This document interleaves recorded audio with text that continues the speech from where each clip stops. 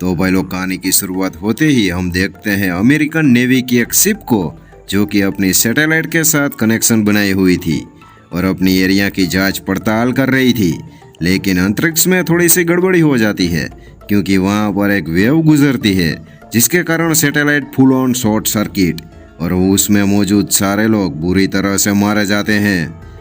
Ship का connection भी वह लोग सैटेलाइट के साथ था, इसीलिए वो तरंगे सीधा शिप की ओर आती है और शिप भी पूरी तरह से शॉर्ट सर्किट हो जाती है। अभी यहाँ पर ये थोड़ी सी बातचीत खत्म करते हैं और अभी एक आपको मैं मेन बात बताता हूँ भाई लोग, वो सुनिए। अगले दिन कुछ लुटेरे अपनी बोट में ऐसे ही सैर सपाटे मार रहे थे और एक बड़ा जहाज ढूंढ रहे थे क्योंकि ये साले लुटेरे उसे लूटना चाहते थे। तभी उसे एक शिप दिखाई देता है और इन सालों के मन में मचती है चूल कि वहां पर जाएंगे और उस शिप में जो कुछ भी लोग हैं उसे मारकर हम शिप बेच के फुल ऑन अरबपति बन जाएंगे और फुल ऑन ऐसिया करेंगे। ये सारे लोग भाई लोग उसमें जाते हैं और वहाँ का मंजर बुरी तरह से डरावना था क्योंकि शिप में कोई भी हलचल मौजूद नहीं थी। ये सारे चोर लोग ये देखकर दंग रह चुके थे कि साला नेवी के शिप में कोई ऑफिसर क्यों नहीं है। अंदर जाकर वो देखते हैं तो शिप के अंदर सारे इंस्ट्रूमेंट और सारा वायरिंग कनेक्शन ऑफ था। इसीलिए चोरों की टीम में से एक मेंबर शिप के सारे कनेक्शन ऑन करता है जिसके कारण शिप में लाइट आ जाती है। अभी वह लोग चोरों की टीम में से एक बंदा शिप के नीचे ऐसे ही टहल रहा था, लेकिन अचानक से लंगर का सिस्टम ऑटोमेटिकली ऑन हो जाता है और वो लंगर सीधा उस आदमी पर गिरने वाला था, लेकिन आदमी अपने आप को किसी भी तरह से बचा लेता है। हालांकि आदमी बहुत ही बुरी तरह से जख्मी हो चुका था। बाकी की टीम वाले आते हैं और उसे नेवी के शिप में जो एक हॉस्पिटल रूम था उसमें उसका इलाज कर रहे होते हैं, लेकिन उस रूम में कोई अजनबी छुपा हुआ था। वो निकलता है और इन सभी पर फायरिंग करने लगता है। ये सारे लोग किसी भी तरह से अपने आप को बचा लेते हैं और चोरों की टीम में से एक बंदा अपनी बंदूक मारकर उस अनजान आदमी यानी कि उस चुलबुली लड़की को बेहोश कर डालता है। लेकिन यहाँ पर भाई लोग इन सारे लोगों को उस जहाज की डार्क साइड तो पता ही नहीं थी क्योंकि जहाज में जो भी कंप्यूटर सिस्टम मौजूद थी वो अपना आप ही चल रही थी, यानी कि कोई उसे कंट्रोल कर रहा था और उसमें कई ऐसी भयानक चीज़ें और ऑटोमेटिकली रोबोट भी मौजूद थे जो कि किसी भी इंसान को किसी भी समय तबाह कर सकते थे। इस साइड भाई लोग वो चोरों की टीम में से एक लड़की सामने वाली लड़की को पूछती है कि आखिर तुम कौन हो, लेकिन तभी सामने वाली लड़की कहती है कि मैं इसी जहाज में ऑफिसर का काम करती हूँ।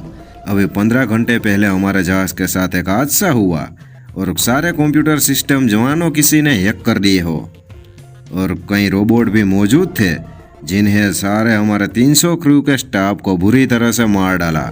मैं एक सेफ्टी रूम में पहुंच गई थी, इसलिए मैं बच चुकी हूँ।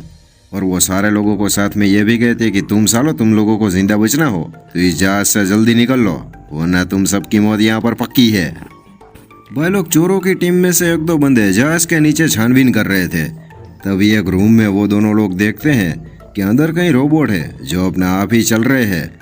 मानो एक बार के लिए तो उन दोनों को वो सारे रोबोट एलियन जैसे ही लग रहे थे क्योंकि वो अपने आप को कंट्रोल कर रहे। वो देखकर वो दोनों वहां से खिसक लेते हैं जल्दी से।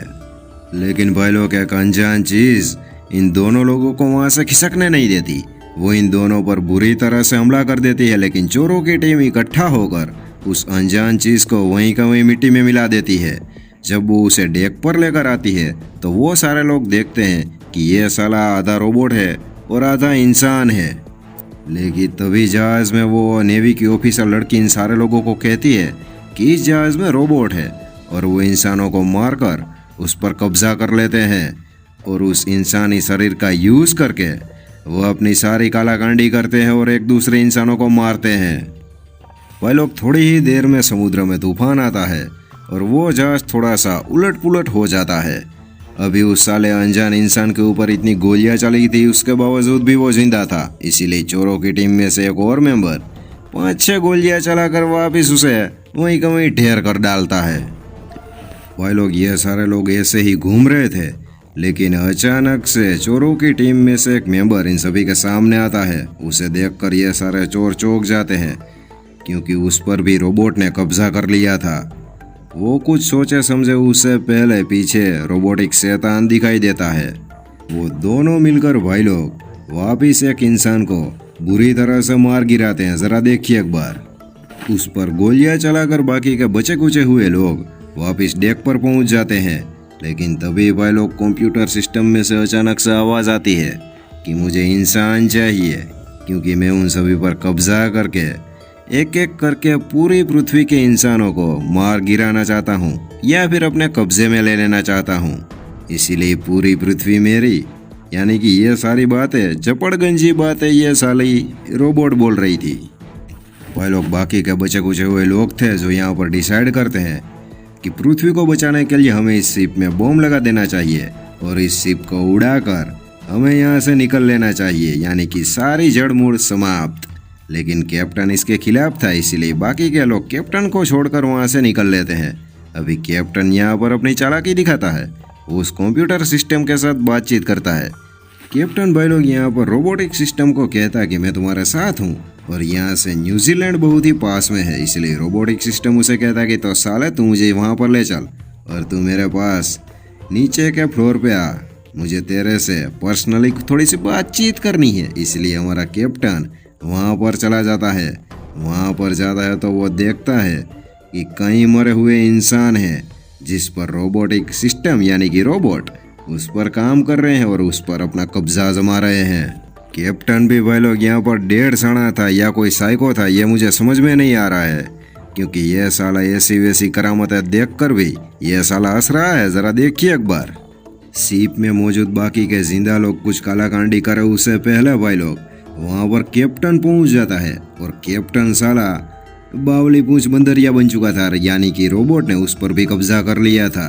अभी कैप्टन उसको मारा उससे पहले वहां पर मौजूद एक लड़की कैप्टन पर बम फेंकती है और वहां पर मौजूद एक लड़का कैप्टन को धक्का मारकर साइड में कर देता है। अभी विस्फोट के कारण कैप्टन वहीं का वहीं, मतलब कि उसका साले का खात्मा हो जाता है।